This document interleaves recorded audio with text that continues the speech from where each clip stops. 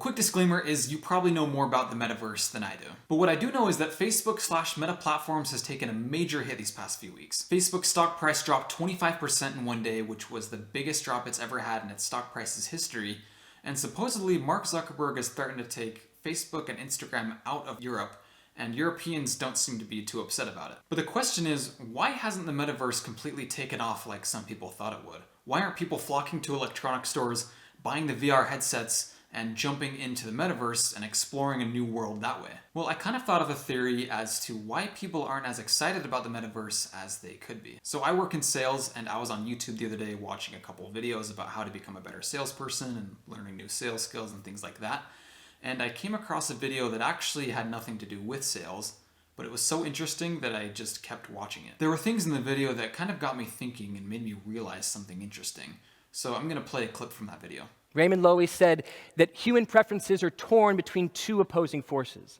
On the one hand, there is neophilia, a love of new things, and an appreciation for the new, a need to discover.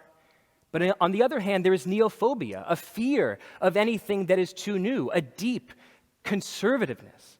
And Loewy said that in order to make hits, you need to make products that live right at that intersection of the familiar surprise. To sell something familiar, you have to make it surprising. But to sell something surprising, you have to make it familiar. As I was watching this, I realized that there's a familiar theme. I realized that this is the exact situation that Meta Platforms is in right now. They have this new, exciting, electrifying product, the metaverse, but people aren't familiar with it like they are with Facebook and Instagram. And of course there's a percentage of people that are using it and are excited about it, but there's not enough people to make it a popular product. For example, I currently don't use VR at all right now. I mean, I've used it before, but I don't use it every day. I just kind of stick with the regular handheld remote.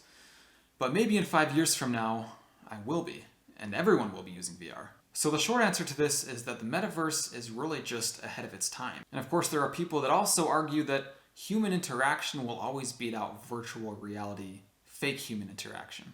Also, there's a story of a lady who entered into the metaverse, and within about 60 seconds she was sexually assaulted by other avatars, and that hit the news. And so things like that, stories like that, don't really help with the metaverse's reputation. So that is why I think the metaverse is completely failing right now, and I hope you guys enjoyed this content, and I hope to see you guys again soon, so I will catch you later.